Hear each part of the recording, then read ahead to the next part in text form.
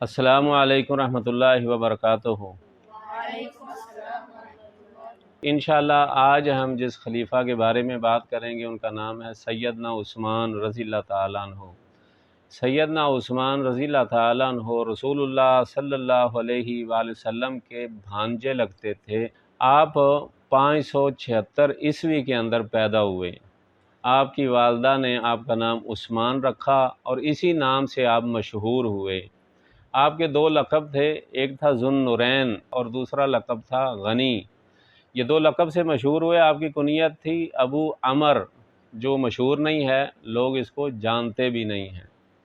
آپ کے والد عفان آپ کی پیدائش سے پہلے ہی فوت ہو چکے تھے، اور اس کے بعد جو آپ کی والدہ تھی اس کا نام تھا اروا۔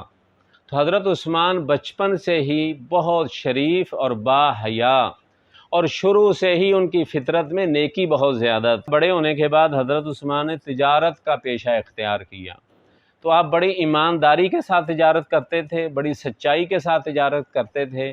حضرت عثمان نے اپنی پوری زندگی میں جھوٹ نہیں بولا، یعنی اسلام قبول کرنے سے پہلے بھی جھوٹ نہیں بولا۔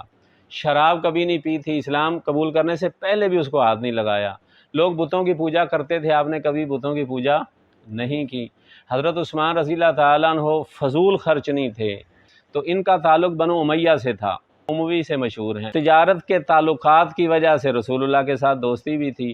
آپ صلی اللہ علیہ وسلم نے جب نبوت کا اعلان کیا تو حضرت عثمان کی عمر 34 سال تھی۔ تو آپ کی ایک خالہ تھی جو مسلمان ہو چکی تھی، تو اس خالہ نے حضرت عثمان کو ایک دن بلایا اور اسلام کی دعوت دی۔ تو وہ جو دعوت تھی حضرت عثمان کے دل پر اثر کر گئی۔ تو حضرت عثمان وہاں سے اٹھے تو حضرت ابو بکر صدیق کو وہ سارے احوال سنائے، اور سنانے کے بعد کہا مجھے خالہ نے یہ کہا ہے۔ تو حضرت ابو بکر نے کہا انہوں نے بالکل درست کہا ہے، اور ساتھ ابو بکر صدیق نے اور اسلام کی دعوت دے دی۔ حضرت عثمان نے زیادہ دیر نہیں لگائی، فوراً اسلام کو قبول کر لیا۔ آپ کے چچا تھے حکم بن ابی العاص، ان کو پتہ چلا۔ ان کو جب پتہ چلا تو انہوں نے حضرت عثمان کو بلایا اور رسیوں کے ساتھ باندھ دیا اور کہا تم اس مذہب کو چھوڑو۔ حضرت عثمان نے کہا میں نہیں چھوڑوں گا۔ لہذا انہوں نے آپ پہ بڑا تشدد کیا، چٹائی کے اندر لپیٹ دیا، مرچی کی دھونی آپ کو دی، یعنی اور بہت سارے کام ایسے کیے، لیکن حضرت عثمان رضی اللہ تعالیٰ عنہ نے صاف کہہ دیا کہ میں اسلام کو نہیں چھوڑوں گا۔ تو دن بدن سلسلہ بڑھتا جا رہا تھا، تو اللہ کے رسول نے حضرت عثمان کو اجازت دے دی ہجرت کی۔ حضرت عثمان نے پہلی ہجرت کی حبشہ کی طرف۔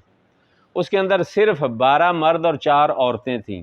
حضرت عثمان کی شادی ہو چکی تھی رسول اللہ صلی اللہ علیہ وسلم کی بڑی بیٹی رقیہ کے ساتھ، اس کو بھی ساتھ لیا اور اسلام کی خاطر ہجرت کی حبشہ کی طرف۔ مدینہ میں مسلمانوں نے 13 نبوی میں ہجرت کی، تو حضرت عثمان بھی حبشہ سے مدینہ آ گئے۔ تو رقیہ سے ان کا ایک بیٹا پیدا ہو چکا تھا جس کا نام تھا عبداللہ۔ اس کے ساتھ حضرت عثمان رضی اللہ تعالیٰ عنہ مدینہ تشریف لے آئے۔ مدینہ میں 2 سال گزرے تھے، جنگ بدر ہوئی۔ جنگ بدر میں حضرت عثمان کی جو بیوی تھی رقیہ وہ بیمار ہو گئی۔ اللہ کے رسول نے ڈیوٹی لگائی آپ بھی یہاں رہیں، اور اسامہ بن زید کو کہا آپ بھی ان کی خدمت کریں۔ تو جس دن بدر کا معرکہ ہوا، مسلمانوں کو فتح ہوئی، اس دن رقیہ فوت ہو گئی۔ تو اللہ کے رسول کو حضرت عثمان سے بڑی محبت تھی، تو لہذا اللہ کے رسول نے اپنی دوسری بیٹی ام کلثوم کا نکاح حضرت عثمان رضی اللہ تعالیٰ عنہ سے کر دیا۔ 6 ہجری کو صلح حدیبیہ جس مقام کو کہا جاتا ہے، تو وہاں گئے تو عمرے کے لیے حضرت عثمان کو سفیر بنا کر بھیجا مکہ کہ ہم عمرہ کرنے آئے ہیں۔ افواہ یہ پھیل گئی کہ حضرت عثمان کو شہید کر دیا گیا ہے۔ 1400 صحابہ کے ساتھ اللہ کے رسول نے صحابہ سے بیعت لی کہ ہم عثمان کا بدلہ لیں گے، اور ساتھ آخر میں اپنا ہاتھ رکھا کہ یہ جناب حضرت عثمان کی طرف سے بیعت ہے۔ حضرت عثمان رضی اللہ تعالیٰ عنہ کتنا خرچ کرتے تھے۔ جب مدینہ مسلمان گئے تو وہاں پر ایک ہی کنواں تھا بحر روما، جو یہودی کے قبضے میں تھا، اور یہودی پیسوں سے پانی دیتا تھا۔ حضرت عثمان رضی اللہ تعالیٰ عنہ اس یہودی سے بات کی، آدھا کنواں اسے خرید لیا 12,000 دینار کے اندر، اور اعلان کر دیا سارے مسلمان مدینے کی جتنی آبادی ہے جس دن میرا نمبر ہوگا اس دن پانی بھر لیں۔ یہودی کے جس دن ہوتا اس دن کوئی بھی پانی لینے ہی نہ آتا۔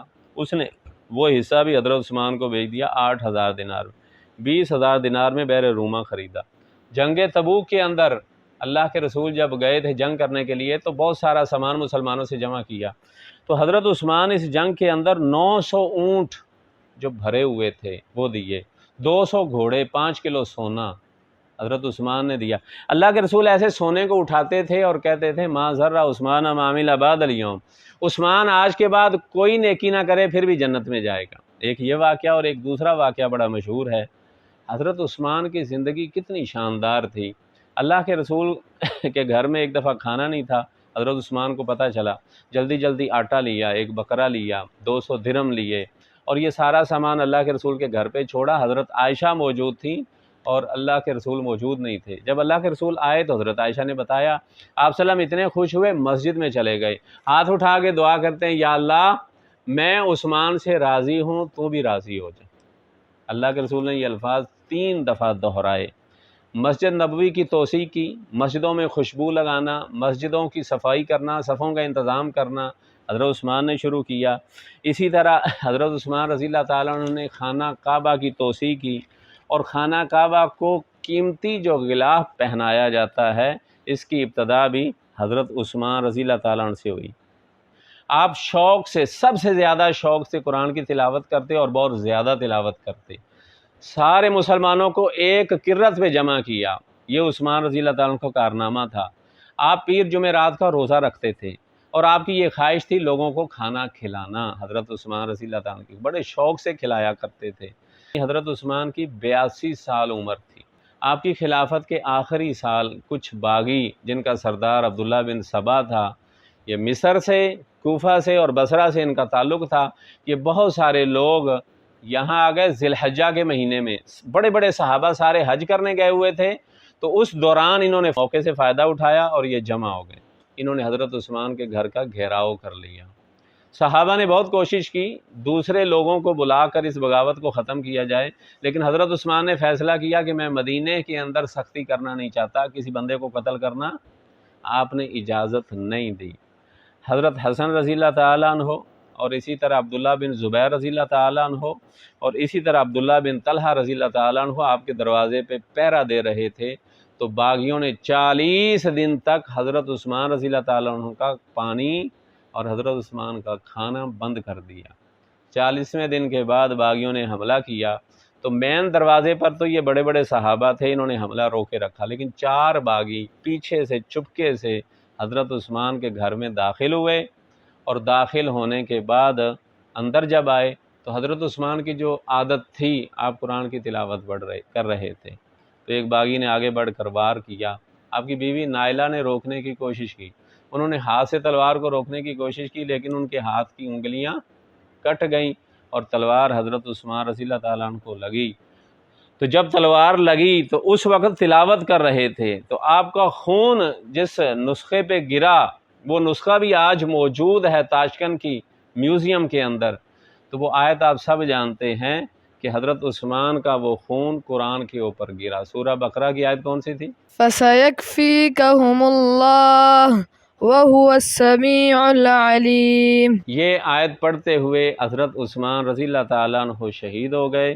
82 سال آپ نے عمر پائی، اور آپ کو بقی قبرستان کے اندر رات کے وقت صحابہ نے آپ کو دفنا دیا۔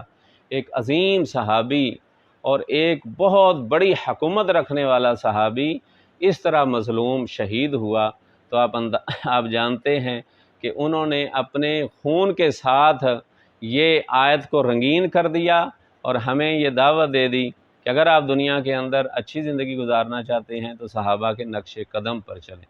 کسی کا کوئی سوال ہے؟ جی، حضرت عثمان رضی اللہ تعالیٰ عنہ کی اولاد کتنی تھی؟ حضرت عثمان رضی اللہ تعالیٰ عنہ کی اولاد کتنی تھی؟ آپ کے 9 بیٹے تھے، 7 بیٹیاں تھیں۔